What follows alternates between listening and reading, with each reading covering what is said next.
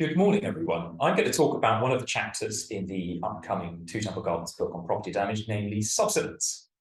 Subsidence is the downward movement of land, which may be a problem in itself, but will be more of a problem if there is a building that is founded on that land, and therefore if the land moves downwards, the building itself will move downwards and may sustain structural damage, crack damage, etc. There are many causes of subsidence.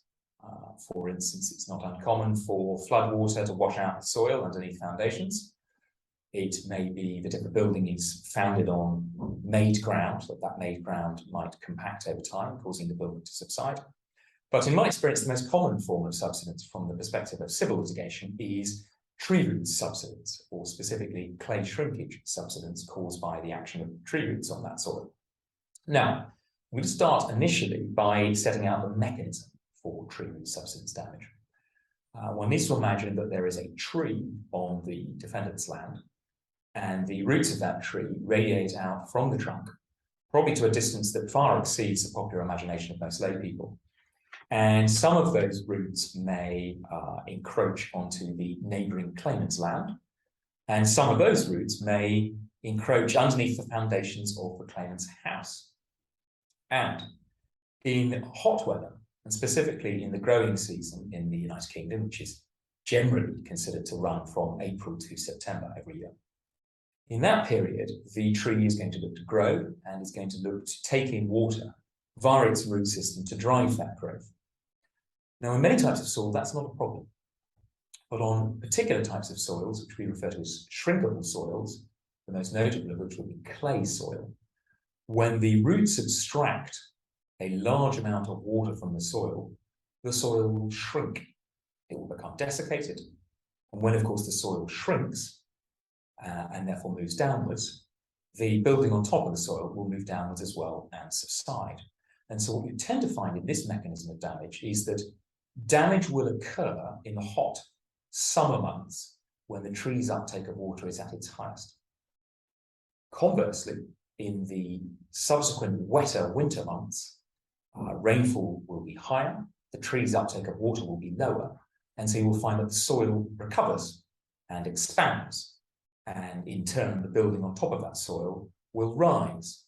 And this gives rise to a well-known cyclical pattern of movement, whereby buildings will move down in the hot summer months, and they will move up again in the wetter winter months. Now that's the mechanism of damage. I'm going to talk this morning about two cases, I suggest probably the two most important cases, legal field.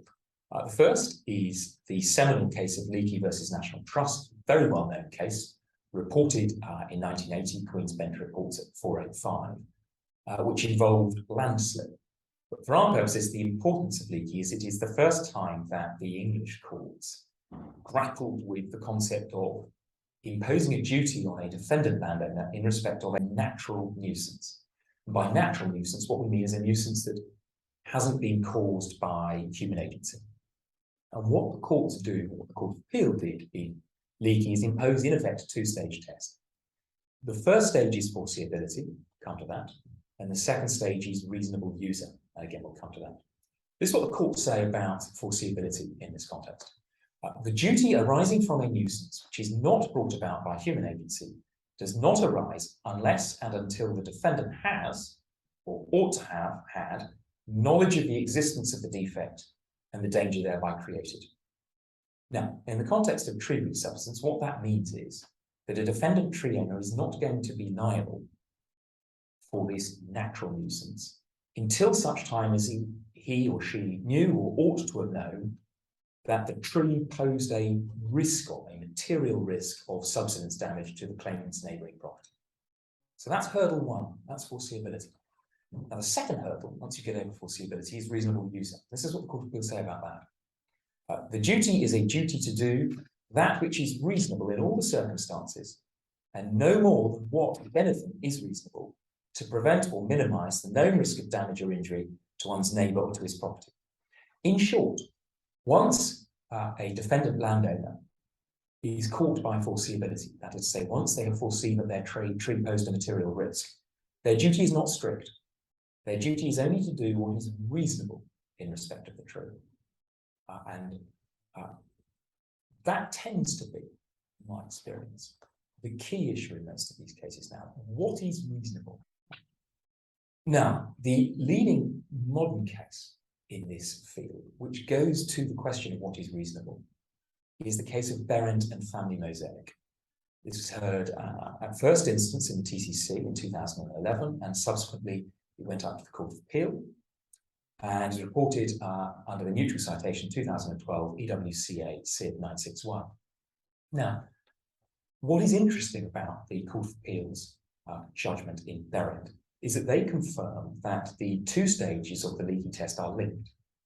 In other words, the more significant a risk that a tree poses, not only will go to the first stage of leaking, that is to say whether the tree posed a foreseeable risk or not, but it will also play into the reasonable steps that a tree owner is required to take.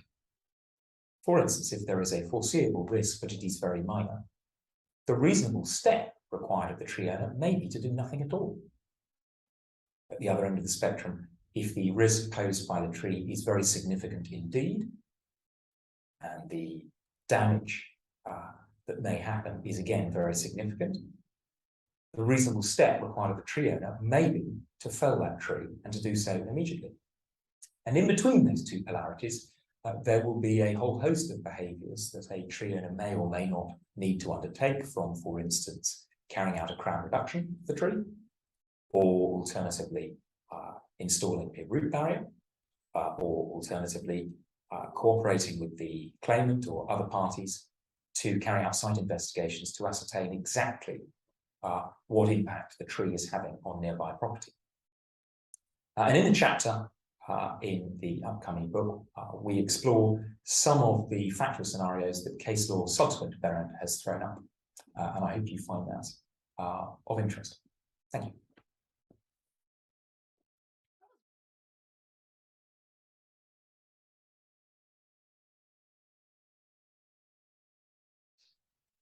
Hi, I'm Jessica Vandiver, and I'm a barrister specializing in property damage claims at 2 Temple Gardens. And I'm also one of the editors of our forthcoming property damage book.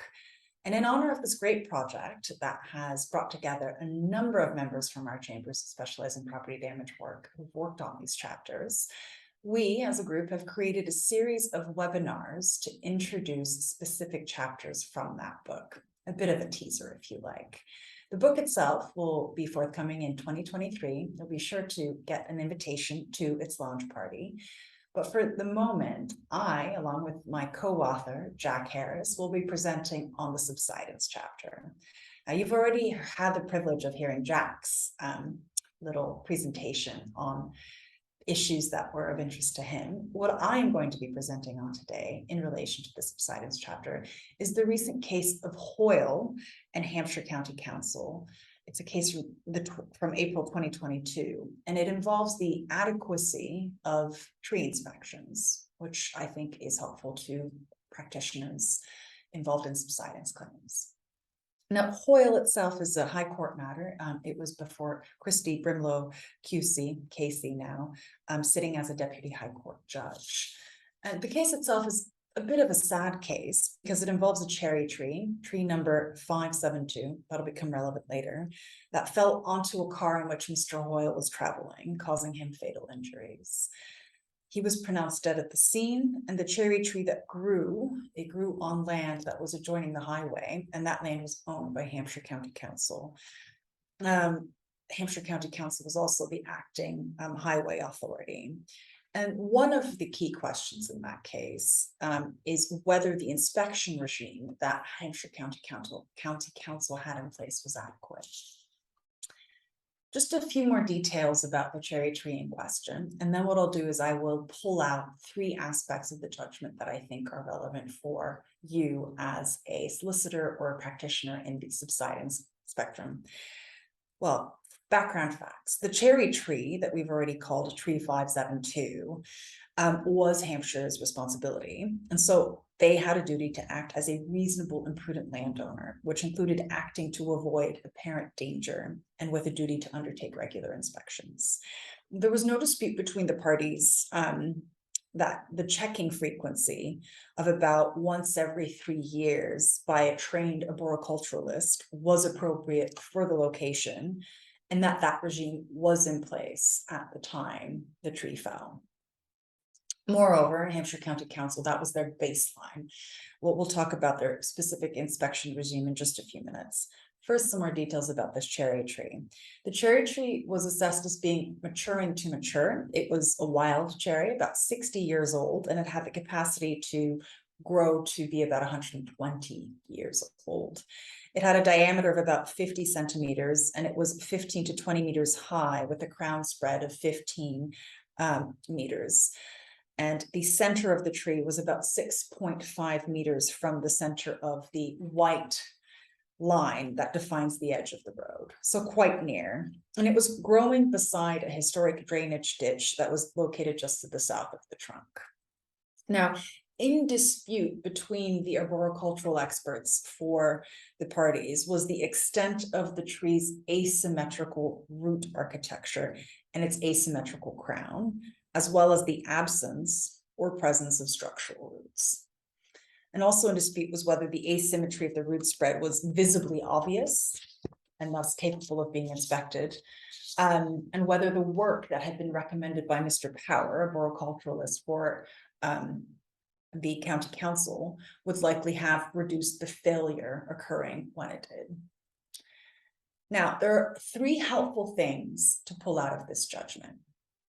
Firstly, it sets out publications that have information for highway authorities and arboriculturalists regarding the standard and the frequency with which tree inspection should take place. I will list off just a few of them, but again, looking at that judgment, it's really helpful to pull these out for any case that you may be involved in. So just a small sampling of some of the guidance. We have the Department of Environment's Circular 90/73, inspection, maintenance, and planting of roadside trees in rural areas. There's also the National Tree Safety Group, Common Risk Management of Trees, published by the Forestry Commission in 2011. And there's also the Forestry Commission's Hazards from Trees that they co-wrote with the Arboricultural Association. ISA Best Practice Management Tree Risk Assessment 2011 also makes an appearance and is referenced frequently within the judgment. And then you have the UK Roads Liaison Group, Well Managed Highway Infrastructure, a Code of Practice 2016, which was deemed essential, as well as the Tree Advice Trust, Aaron's report, Tree Root Systems from 1995. So that's just a sampling of the guidance and publications that the court referred to in terms of being able to assess both the adequacy and the reasonableness of a tree inspection regime. The second thing that the Hoyle judgment is useful for is a summary and a revisitation of the case law and the guidance around the adequacy of tree inspections. And specifically what the judgment looks at and recites extensively is the judgment of Mr. Justice Coulson, as he then was, in Stagecoach and Southwestern Trains Limited, a case from 2014. And the neutral citation there is High Court 1891. And what the Stagecoach case did was 2 things. Firstly, it set out guidance in terms of guidance being relevant to those concerned with the management of trees. And it quotes, for instance, from that guidance, which isn't critical. So for instance, Stagecoach, which was then referenced in Hoyle, says the following: for trees in a frequently visited zone, a system of periodic proactive checks is appropriate. This should involve a quick visual check for obvious signs that a tree is likely to be unstable and be carried out by a person with a working knowledge of trees and their defects, but who need not be an arboricultural specialist. That's kind of the baseline, again, set by Stagecoach, cited in Hoyle. The other thing that Hoyle relies on in terms of that judgment from Mr. Justice Coulson is the principles that he reiterated in Stagecoach. And there are 4 of them that they cite. The first is that the owner of a tree owes a duty to act as a reasonable and prudent landowner. Second, that such a duty must not amount to an unreasonable burden or force the landowner to act as an insurer of nature. But They have a duty to act where there is a danger which is apparent to them and which they can see with their own eyes. Again, it goes to the foreseeability point. Third principle, a reasonable and prudent landowner should carry out preliminary informal inspections or observations on a regular basis. And then finally, fourthly, in certain circumstances, the landowner should arrange for fuller inspections by arboriculturalists. This will usually be because preliminary informal inspections or observations have revealed a potential problem, although it could arise because of a lack of knowledge or capacity on the part of the landowner to carry out a preliminary informal inspection. A general approach that requires a close informal inspection only if there is some form of trigger is also in accordance with the published guidance. And again, Hoyle, just like Stagecoach, set out that guidance, that the industry guidance. And the last principle, fifth, is that the resources available to the householder may have a relevance to the way in which the duty is discharged. Hoyle relies on those principles set up by Mr. Justice Colson in Stagecoach, reiterates them, and then emphasizes two additional principles in her judgment, like Christy Brimlow Casey's judgment. That first principle is that the Hoyle judgment reiterates that the inspection is carried out with such care as was reasonable in the circumstances of the tree in its location. So it's quite specific. And secondly, that there's also an application of belitho to the evidence from arboriculturalists. So for instance, that one has to demonstrate that no responsible body of competent professional tree inspectors would have come to the conclusions and made the recommendations of the arboriculturalist that you're seeking to challenge. And this was argued in the Hoyle matter because they were attempting to discredit the recommendations made by Mr. Power in that line. The third element of the Hoyle judgment that I think is rewarded by careful reading and study is that the judgment itself discusses the context in which a tree inspection will be considered adequate. And it's helpful to those who are trying to evaluate whether an inspection regime is reasonable and meets the standard or not. And there's a couple of things that I would like to pull out of that judgment to make this clear. So for instance, the inspection regime that the county council had in place was this. The context is that obviously the cherry tree, tree 572, was one of hundreds that was growing alongside the highway. And due to its proximity to the highway, the 6.5 meters, it was also subjected to a regime of inspection that involved two things. Firstly, a monthly driven inspection by the highways inspectors, whose primary function was to look for defects in the road surface, but who also had to report if they noticed any dangerous defect in the roadside tree or in a roadside tree. And the second aspect of their inspection regime was a periodic inspection by an arboriculturalist carried out on foot, a foot inspection. Now, this was criticized by the defendants. And sorry, the criticism of the inspection regime was made in terms of the drive-by inspections. So in this case, what you had, and this is what Christy Brimlow Casey found, that the drive-by inspections were supported by the inspections carried out on foot, and that they were not a standalone risk assessment mechanism, which likely would have been inadequate.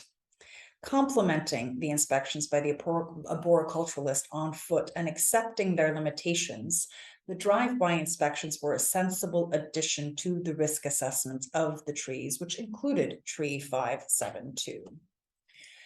And then Christy Brimlow Casey also goes on to talk more generally about adequacy of inspections more widely, rather than in this specific context of this tree.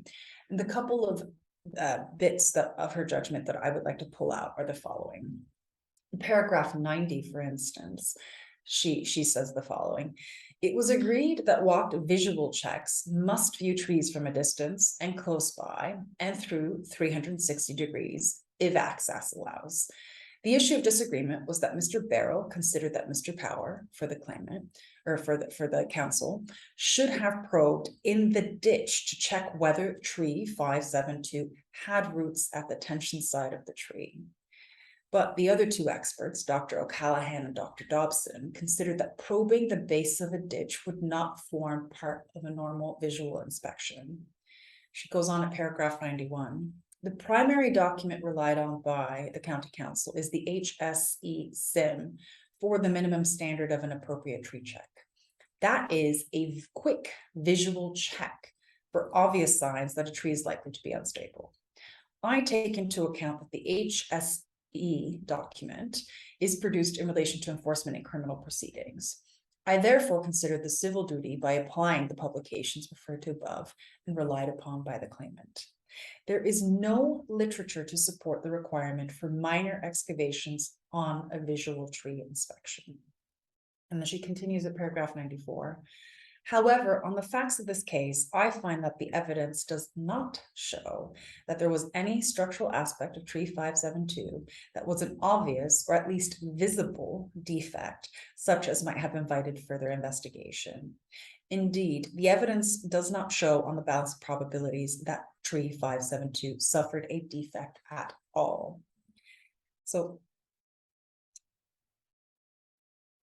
that was her finding in terms of the adequacy of the tree inspections. And in summary, bringing these three elements together, I think this is a judgment that for all subsidence practitioners rewards careful study, and it can be helpful to both claimants and defendants, and gives very good succinct guidance both on the law as relates to adequacy of tree inspections and the adequacy of the inspections themselves. Thank you.